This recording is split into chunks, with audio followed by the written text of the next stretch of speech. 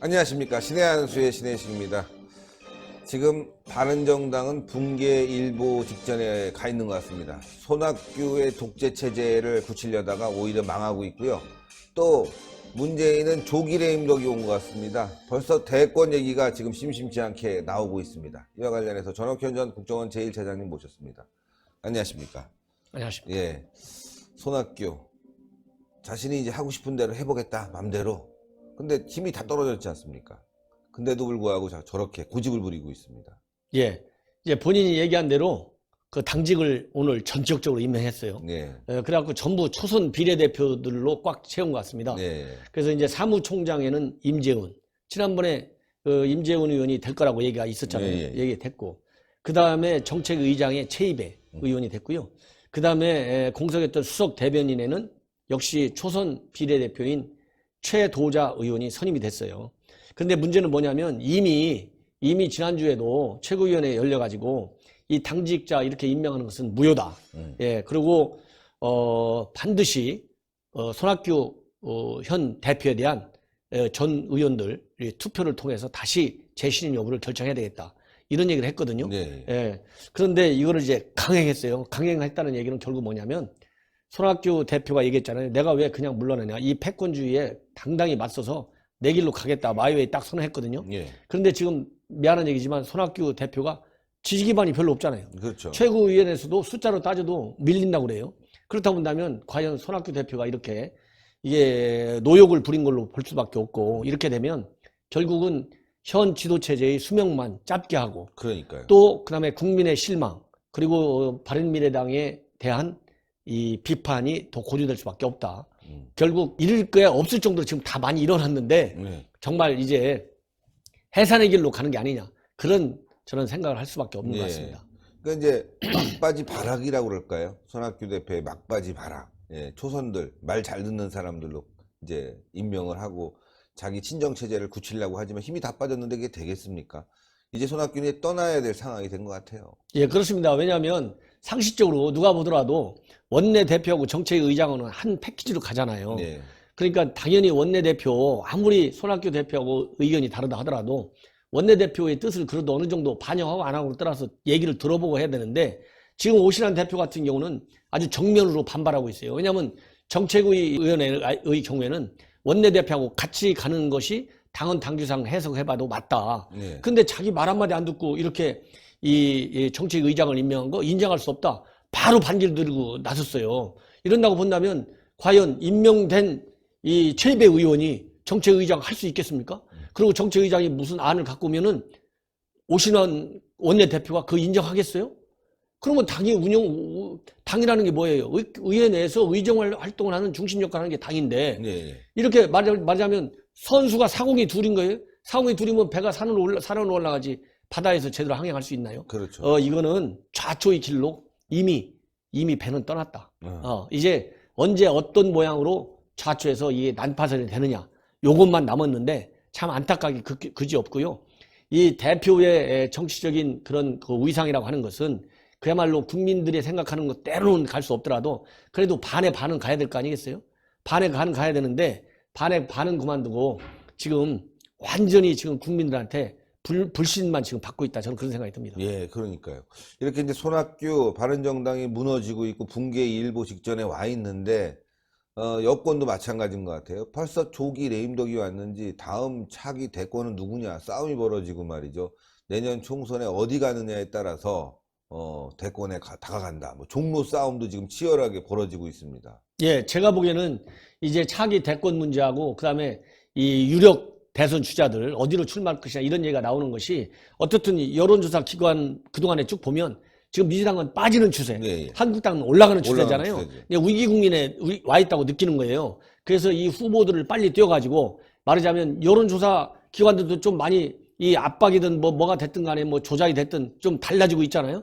그러니까 요때 이 여론의 이 말하자면 지지를 받게 상황을 만들어야 되겠다 이런 생각인 것 같아요. 그러니까 지금 현재 종로만 하더라도 지금 달아오른다는 거 아니겠어요? 예. 이낙연 총리도 나올지 모르겠고 임종석 전 비서실장도 나올지 모르겠고, 임종석 실장 같은 경우는 이미 지금 현재 정세균 의원이 하고 있잖아요.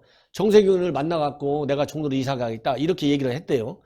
그게 나오고 있고, 그리고 이낙연 총리도 뭐 공식적으로는 내가 뭐 총선에 관심 없다 이렇게 얘기하고 차기 대권도 관심 없는 것처럼 보이지만은 당에서 무슨 역할을 맡긴다고 한다면 본인도 그런 것을 고려하지 않을 수 없다 이런 지금 입장을 밝히고 있거든요. 그래서 언론 나오는 거 보면은 이낙연 총리도 종로에 나가거나 아니면 선대위원장을 맡거나 이런 얘기들이 나오고 있고, 네. 또 요즘에 제일 뜨는 사람이 누굽니까?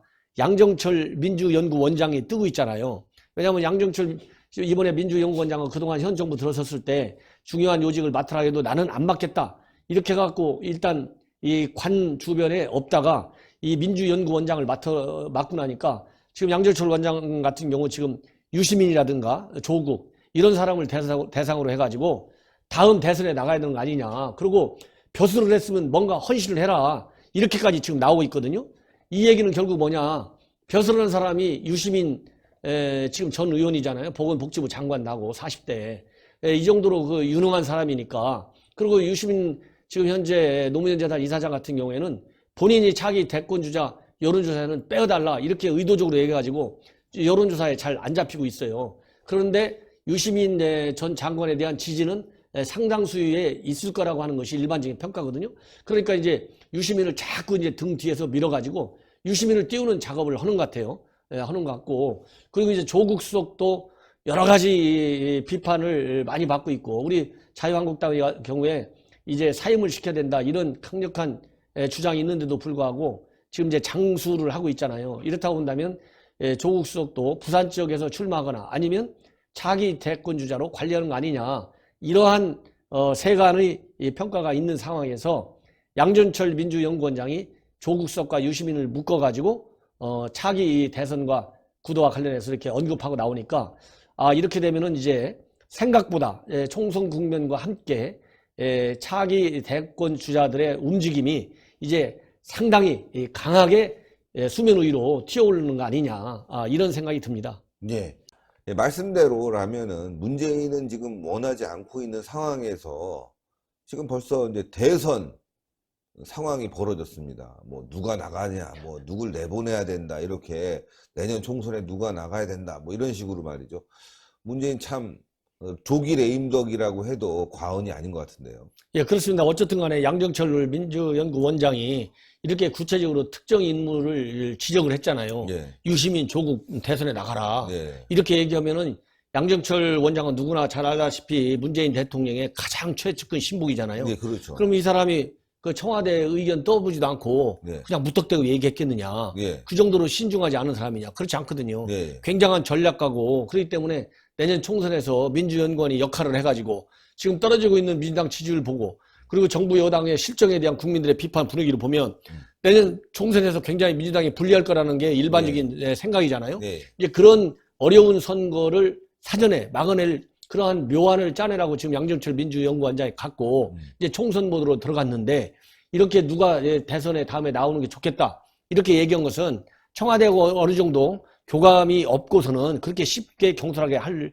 상황이 아니지 않느냐. 그 대선 주자인데 더군다나 앞으로 3년이나 남았고 이것이 잘못 건드려져서 나가면 그야말로 대통령 레임덕하고 연결될 수도 있어요. 왜냐하면 대통령의 지지율이 50% 밑에서 횡보하고 있고 별로 올라가질 않고 있잖아요. 네. 그러니까 데드크로스 현상이 많이 나타나는 것이 요즘에 여론조사의 결과잖아요. 믿거나 말거나. 예. 그런 상황에서 이게 자칫 잘못하면 이게 레임덕하고도 연계될 수가 있고. 그러니까요. 더군다나 이 김어준 씨 같은 사람이 뭐라고 했냐면은 민주당에 대선 주자는 훌륭한 사람들이 많다. 그 이낙연, 박원순, 이재명, 그 다음에 김부겸, 추미애, 김영춘 이런 사람들 거론했다는 거예요.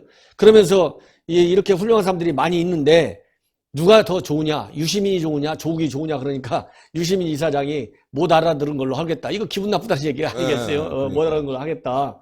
이렇게 하고 지금 넘어갔다는 거예요. 이 정도가 되면 여권대에서 자기들 내부끼리는 야, 이거 지금 이렇게 우리 정부 여당의 실정에 대한 비판 분위기가 높은데 이거 우리가 잘해가지고 차기 대권자를 띄워야 5년 후, 10년 후, 20년 후까지 우리 민주당이 집권하는 거 아니냐. 이런 나름대로의 시나리오에 대한 토론이 있을 수도 있는 거 아니겠느냐. 이런 생각이 듭니다. 왜냐하면 뭐 이게 즉흥적으로 이런 얘기는 안 했을 거 아니에요. 그러니까요. 이렇게 빨리 이제 대권 후보를 띄우면 조기 레임덕처럼 보일 수도 있는데, 말씀하신 대로 참 이 사람들이 무슨 의도를 갖고 했는지, 대통령을 보호하려고 하는 건지, 아니면 이제 떠나야 된다, 빨리 새로운 그 정권을 수립해야 된다, 새로운 리더를 만들어서 뭔가 좀 분위기 전환이 필요하다, 이런 생각을 갖고 있는 건지, 정말 분위기가 묘합니다. 예, 제가 보기에는 상당히 지금 현재 민주당은 정권 초기에 엄청 고공 지지율을 자랑하고 있었잖아요. 네. 그러니까 이제 자기네가 볼 때는 이게 이제 5년, 10년, 20년, 그야말로 100년 집권까지 하겠다는 거 아니겠습니까? 이제 그런 원대한 꿈을 꾸고 있었는데, 이거 정권 중반기에 딱 도달하니까 벌써 이게 흔들흔들 하는 게 보이잖아요. 그만큼 정부 여당의 실정이 경제와 안보 면에서 크게 국민들한테 느껴지는 거예요. 네. 그러다 보니까 이 이제 자유한국당의 황교안 대표에 대한 지지율이 지금 몇 달째 이낙연 총리를 갖다가 앞서고 있잖아요. 요게 잘못하면 굳어지면 자기네한테는 낭패 보는 거 아니겠습니까? 그러니까 일부 정치적인 어떤 오해의 소지가 있다거나 아니면 뭐 레임덕을 뭐 부추기는 걸로 보여질 수 있다거나 이런 것보다는 차기 정권을 안정적으로 이렇게 쭉 집권을 하는 시나리오를 만들어가는 게 더 낫지 않느냐. 이럴 바에는 차기 주자군을 빨리 좀 띄워야 된다. 빨리 띄워야 된다. 그래서 이 황교안 총리에 대한 이 불변의 일이 지금 몇 달째 계속되고 있으니까 요거를 빨리 따라잡아야 될 거 아니냐. 그렇다고 한다면 유시민 이사장 같은 경우 자기 지지율 조사에서 빼라고 몇 번 얘기했잖아요. 그래갖고 별도로 잘 안 넣고 있잖아요. 그런데도 이낙연 총리가 이 황교안 대표를 못 따라가고 있어요. 그러니까 이 유시민 대표한테 최소한도 유시민 이사장한테 당신 이름이라도 이제 나오게 해갖고 여론조사에서 계속 반영해야 될 거 아니냐. 그래서 이 민주여당에 대한 지지 계층을 결속시켜갖고 그 결속된 힘이 여론조사까지 반영돼서 황교안 대표를 빨리 따라잡아야 이 지지층에 대한 말하자면 안심할 수 있는 그런 심리적인 그런 공감대를 넣어줄 수 있을 거 아니냐. 그래서 되게 다급하게 서두르는 기색이 저는 보인다. 그래서 지금 이 이낙연 총리 갖고는 황교안 대표 따라잡기 어렵다. 이렇게 자기들끼리 생각하는지도 모르죠. 그러다 보니까 유시민, 조국 이런 사람들 젊잖아요. 우선 이낙연 총리보다 굉장히 그렇잖아요. 예. 그러니까 황교안 총리가 이낙연 총리보다 젊잖아요. 그러니까 이제 젊은 세대를 중심으로 해서 빨리 국민들한테 어필시키려고 하는 그런 작전인지도 모르겠습니다. 네, 그러고 보니까 이해가 되네요. 예. 지금 뭐 민주당에서 내세우는 대선 후보군들이 다 지지부진하다고 하고 자유한국당 황교안 대표가 1위를 달리고 있으니까 이 분위기 반전을 위해서 지금 이렇게 또 아주 고도의 작전을 쓰는 것 같습니다. 그렇습니다. 왜냐하면 기존에 나와 있는 사람들은 사실 진보한 사람들이에요. 그렇잖아요.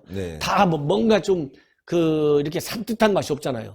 그러나 유시민, 조국 이 사람들은 어쨌든 간에 한동안 장 뒤에 있다가 민주당 내 핵심 그런 그 전략가들이고 지지의 그 리더격인 인물들이지만 뒤에 있다가 요즘 나오고 있잖아요. 그러니까 국민들 특히 여당에 대한 지지층한테는 새로운 인물로 보일 수가 있거든요. 그러니까 그 상품도 새 상품이 나오면 소비자들이 조금 관심 갖잖아요. 이렇게 갖고 이 황교안 대표가 뜨는 거를 빨리 막아보자. 이런 계산이 굉장히 중요한 것 같습니다. 네, 오늘도 좋은 모습 너무나 감사드립니다. 감사합니다. 예, 여러분들 하여튼 전옥현의 안보정론TV도 많이 시청 부탁드리겠습니다. 오늘 말씀 듣고 보니까 말이죠. 이자들이 급했습니다. 예, 황교안 대표 지지율이 높은 상황이다 보니까 급해갖고 지금 부랴부랴 대선 후보들을 만들어서 또 여론 조작을 하려고 하는 것 같습니다. 참 무서운 사람들입니다. 동그랗게 올라가는 구독 버튼 눌러주시고요. 추천 버튼, 댓글로 많은 성원 부탁드리겠습니다. 대단히 감사합니다. 감사합니다.